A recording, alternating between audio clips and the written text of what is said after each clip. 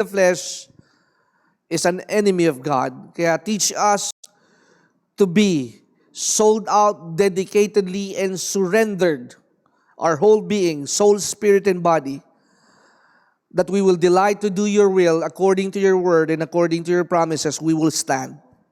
That I am a part of a good story, and my story is from grace to grace, from victory after victory, from blessing after blessing.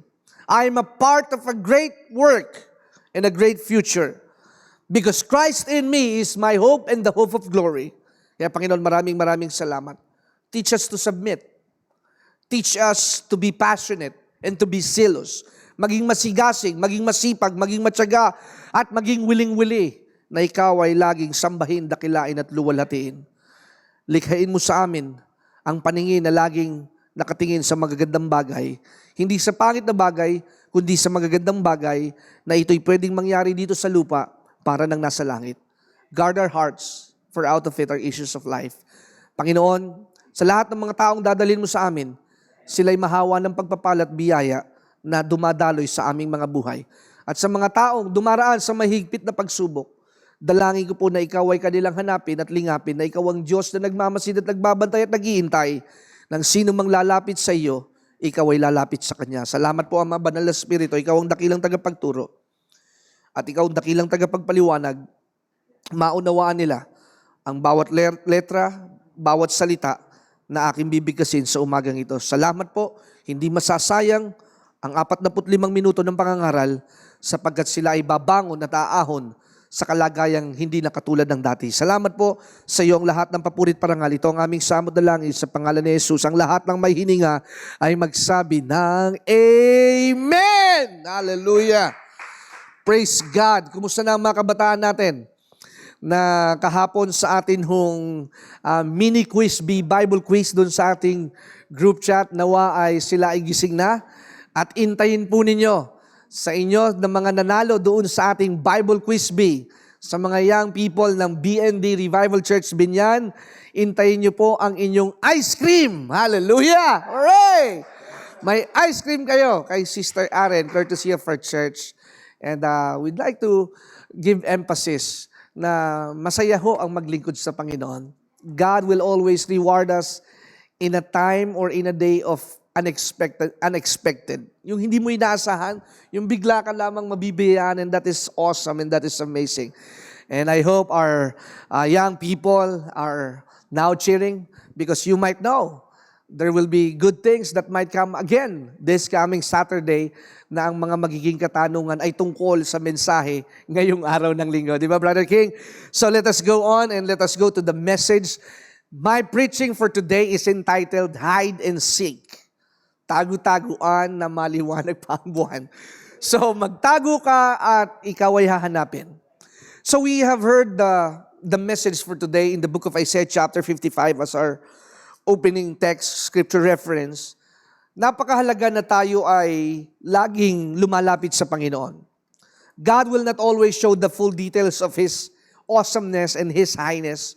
You need to dig out and to seek Him and to know Him deeper. Meron ngang isang awit, and it's a classic song, na pag naririnig ko ito, ito'y nagpupukaw ng aking damdamin. It's an old song na napakinggan ko ito sometime when we are in the youth camp. And it is on the last night. Alam niyo naman, pag youth camp, every last night, there will be an outpouring and encounter of the Holy Spirit. Ang sabi ho nung awitin ay ganito, Oh, I want to know you more. Deep within my soul, I want to know you. Learning never stops. Because God wants to show Himself strong. God wants to show Himself that He is faithful. Ang salitang tapat, pagbaliktarin mo, tapat pa rin. Tapat, tapat. Kaya kahit hindi tayo tapat, tapat pa rin ang ating Panginoon. Kaya every day, every time, every year, every day and every hour, every seconds of your life, you should understand this. God never falter. God has no other option. You are God's plan A. He does not have any plan B. You are God's favorite. You are the apple of God's eyes. Kaya napakahalaga, you come to Him. You tell stories. You ask for the instruction. It's very important to consult God and to talk to Him. He is God and is willing to listen to you. Huwag ka kaagad tatakbo sa iyong biyanan. Huwag ka kaagad tatakbo sa mautangan. Huwag ka kaagad gagawa ng paraan. Hayaan mo na ikaw ay kausapin ng Diyos para makita mo ang kanyang kaparaanan. Sa ating paraan, it will be a quick fix, but it will never last. Pero sa pagparaan ng Diyos, it will be for eternity. Kaya kapag sa atin yung kaparaanan, I always say this, if you do it on your own ability, there will be a liability. But if you do it on God's plan and works and purpose and ability, it will be a possibility. In our own self, liability, it will be a loss. Pero pagkasama natin ng Diyos, He make all things brand new. The weeping may endure for a night, joy will come in the morning. Kaya ang sabi nga ho dito, hinihikayat ng Diyos ang kanyang bayan. Even though God showed His goodness, the people of God, the Israelites, the Hebrews are so stubborn. Anong ginawa nila?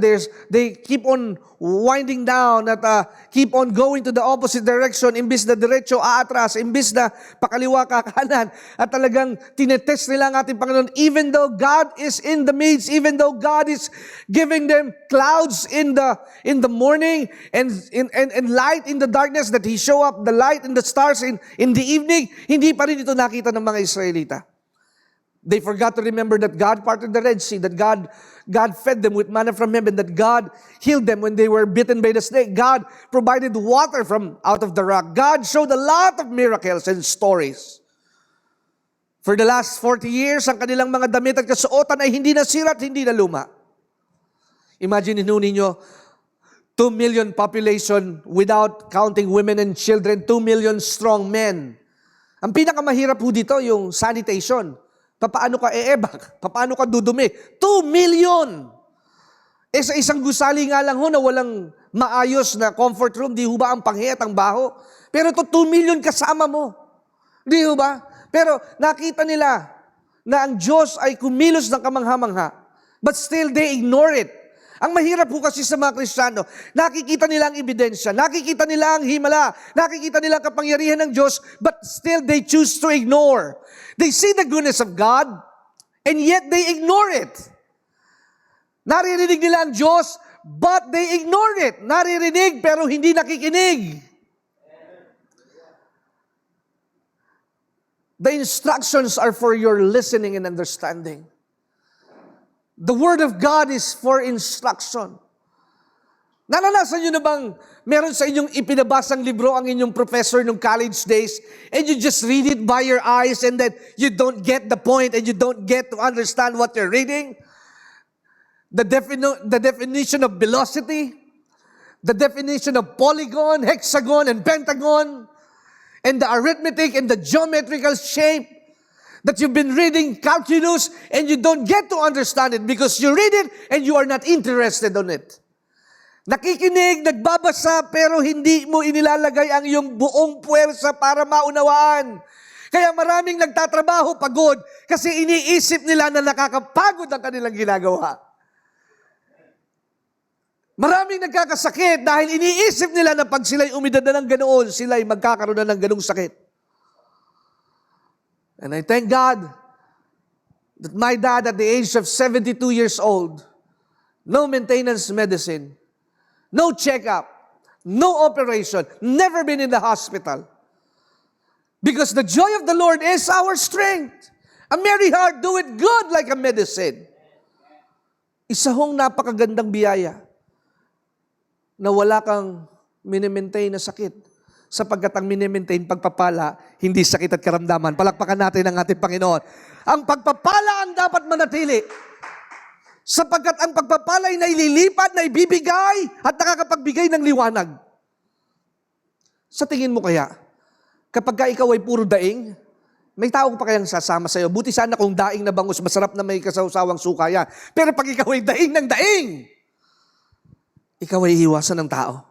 Pag ikaw ay puro problema, ikaw ay pagtataguan. Pag ikaw ay palautang, ikaw ay iiwasan.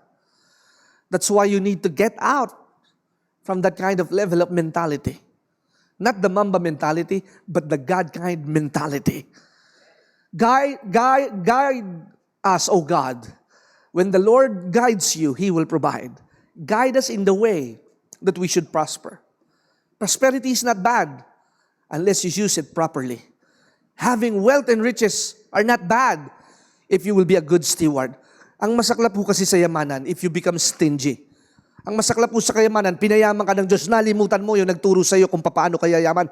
Ang masaklap po sa kayamanan, ay sinamba mo na ang kayamanan at hindi ka na nakikita pag-araw ng linggo at dahil ngayon ay puro live streaming lamang, wala ka ng pagpapahalaga at sasabihin mo, panoorin mo na lang mga preaching tuwing replay, hindi ho mahalaga na replay ninyo ito mapakinggan. Mahalaga ho, ngayong oras na ito, ikaw ay nakaupo sa inyong living room, nakaupo sa inyong sala set at pumapalakpak ang kamay at sumasang-ayon sa pangako ng ating Panginoon na nariyan sa iyong tahanan na iyong sambahan.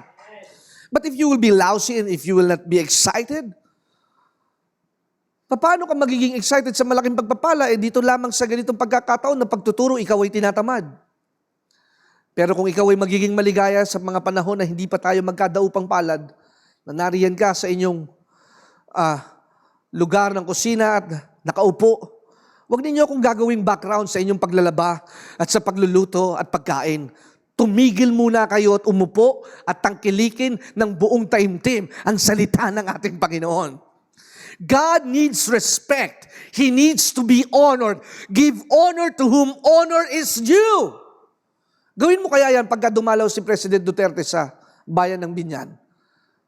Palagay ko, ikaw ay mapapagalitan ng mga security detail ng ating Pangulo, ng kanyang organizer, na pag ikaw ay nagluluto ng corned beef, nagpiprito ng itlog, at dumaan sa iyong harapan ng ating Pangulo, palagay ko, you will show respect. Pugay kamay at talagang ikaw ay giliw na giliw. Even though you do not like our president, you need to show respect. Amen? Kaya, ang ating Panginoon ngayong umagang ito, ay naglalakbay ang kanyang mga paningin at pinagmamasdan kung sino ang para sa kanya. Nakikita ka niya dyan sa gawin ng De La Paz, nakikita ka niya sa gawin ng Aplaya, nakikita ka niya dyan sa Langkiwa, dyan sa Platero. Hello, amen, mga taga-Platero, nariyan sa Kabuyaw, nakikita ka ng ating Panginoon. Kayong mga nasa Marikina, nakikita ka ng ating Panginoon, naglalakbay ang kanyang mga paningin. God can never fail us. Again, listen and understand are the greatest key for us to learn. Put down your pride, lower down your ego, and learn to submit God. Submit to God. Kaya nga, ang sabi ng Diyos sa mga Israelita, lumapit kayo, nung sabi sa verse 1, kayong mga nauuhaw, kayong nangangailangan ng tubig. Come everyone who thirsts. So when you are thirsty, you need to quench it. And the only thing that can satisfy you is water. Fast forward, 400 years later, Jesus is sitting on a tree and looking for the woman na umiigib. At ang sabi ng ating Panginoong Hesus sa babae na may dala ng inumin mula sa well of Jacob, sabi niya, pwede ba akong makainom? At ang sabi ng babae, sige po. And they have a quick talk. Ang sabi ni Jesus, alam mo ba, na yung tubig na yan, pag ininom mo, mauuhaw ka ulit. Pero alam mo ba, meron akong ibibigay sa iyo, na itong tubig na ito, kailanman ay hindi ka na mauuhaw muli. At yung babae, takang-taka. Tandaan po ninyo, teaching is for your enlightenment. Teaching is for you to learn and to see the meaning of life. To see that you are not alone. You might be lonely, but you are not alone. Nag-break up kayo ng girlfriend mo? Remember that is not the final and the conclusion of your life. There are a lot of things to look forward. Nalugi ka sa negosyo, look for the bounce back, look for the rebound, look for other opportunities. Nawalan ka ng trabaho, hindi ka na ngayon makasampa sa barko, hindi ka na makabalik sa abroad. Remember, God is not dead. He's alive and He's just waiting for you. God might be for you is hiding, but you need to seek Him.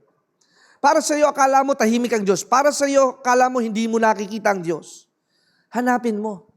At yung nagtatago ay natutuwa na hinahanap mo siya. Kapag sa aming bahay at tahanan, pag ang mga bata ay pababa na, dahil nga di ba tayo naka-quarantine, hindi pa rin pwedeng lumabas ang mga bata. Minsan sila ay aking ginugulat. Nagtatago ako sa ilalim ng mesa, sa likod ng pintuan. Every time gigising sila, mga 9 o'clock or 10 o'clock, sasabihin nila, nasa na si daddy? Usually kasi nakikita po nila ako every morning, Monday to Wednesday, nandun sa kwarto, nagbo-broadcast. At kahit malakas ang aking boses, malakas ang aking tinig, okay lang, basta nasilip lang nila, si daddy nagbo-broadcast, he's just doing his thing and duty and task, okay lang sa kanila. Pero pagbaba nila, titiyakin nila, nasa na si daddy? Kaya pag nakita nila na wala si daddy, umalis, may pinuntahan, hinahanap talaga nila ako, kailan ang dating ni daddy? Because they seek about their father, their dad, because their dad is good to them. Ang hinahanap ay mabuti. Ang masama, iniiwasan.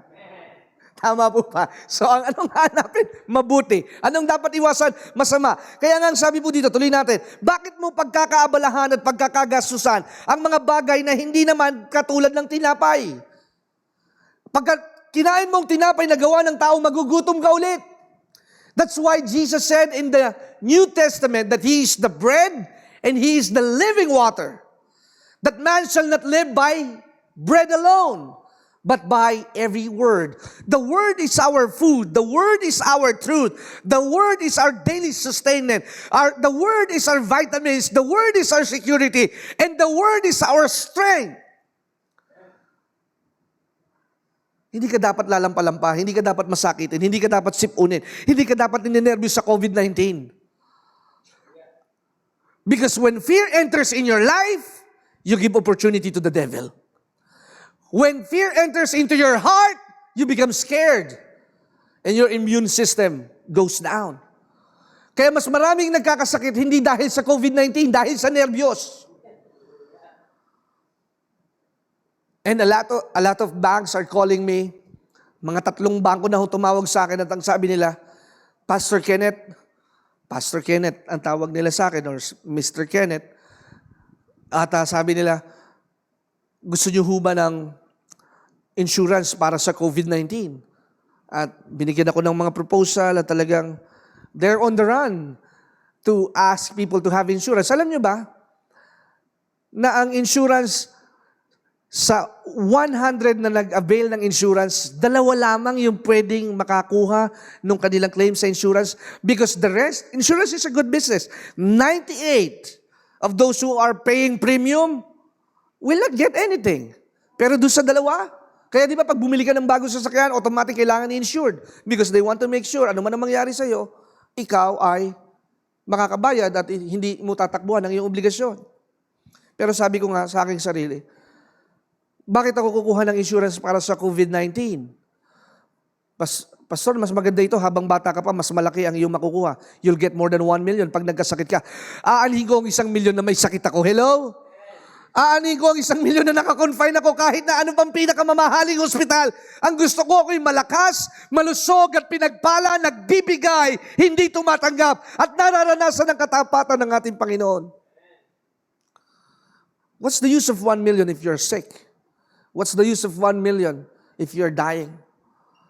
Meditate on the Word of God day in and day out. And your blood vessel, every single cell and every fiber in your body will function strong. Meron ho tayong mga tinatawag na antibody and immune system.